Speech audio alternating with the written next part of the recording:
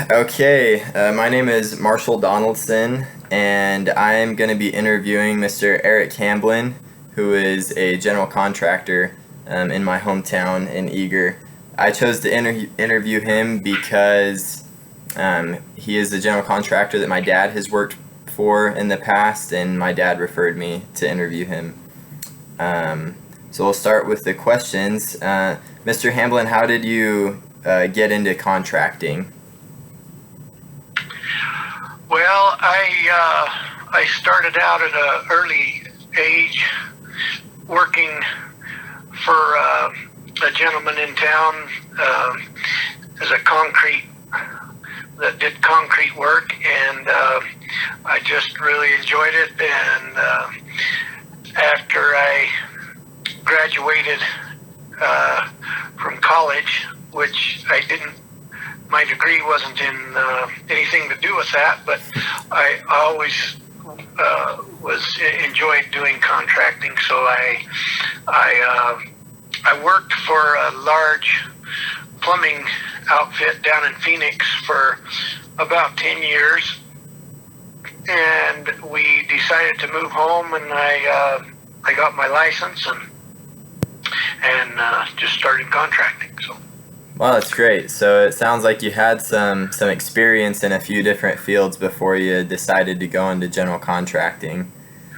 I was in several different areas of contracting, but not as a general contractor, correct. Okay, cool.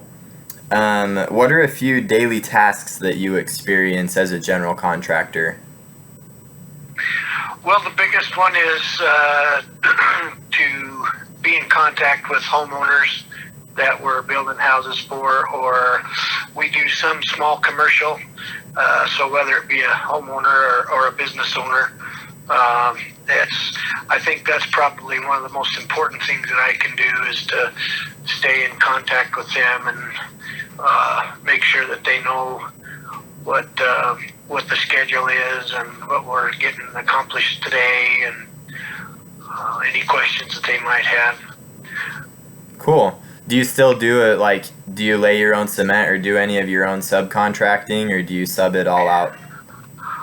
No, I have a crew that over the years we've done most of our own work in-house, but I have done a lot of subcontracting as well. So I have several subcontractors that do a lot of work for me that have done for years, and I trust and have a great relationship with.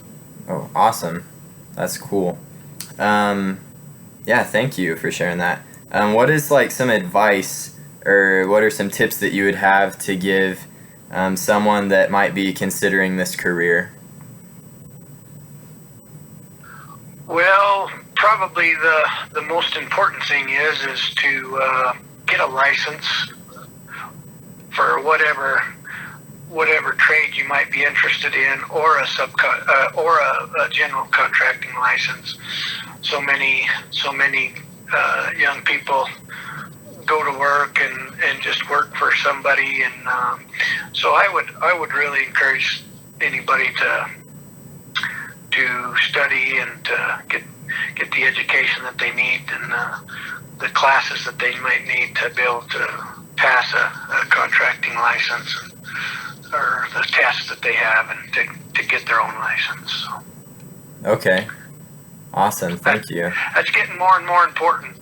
You've got to have your insurances and stuff, and so to be licensed, they're really cracking down on those that don't, and so that's probably the most important advice I'd give them.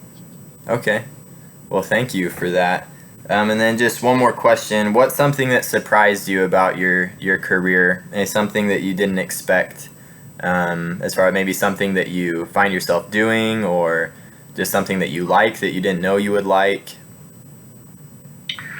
Well, as a general contractor, and we do mostly homes for people, I should have got a marriage counseling license in order to be a general contractor. So that was probably one of the biggest surprises for me.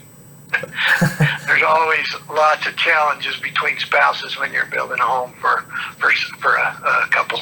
Interesting. Yeah, I've never even thought about that. Wow. Well, maybe I'll take a marriage counseling class. That's not a bad idea. Awesome. But no, because that is a significant issue with most couples. Wow. So it's you better be careful not to pick a side. I can just assure you that. Okay. I'll make sure I stay away from that. Well, Yeah. thank you so much, Mr. Hamblin, for your time. I think that's everything I have for my interview. So thank you for being here. Hey, you bet. My pleasure.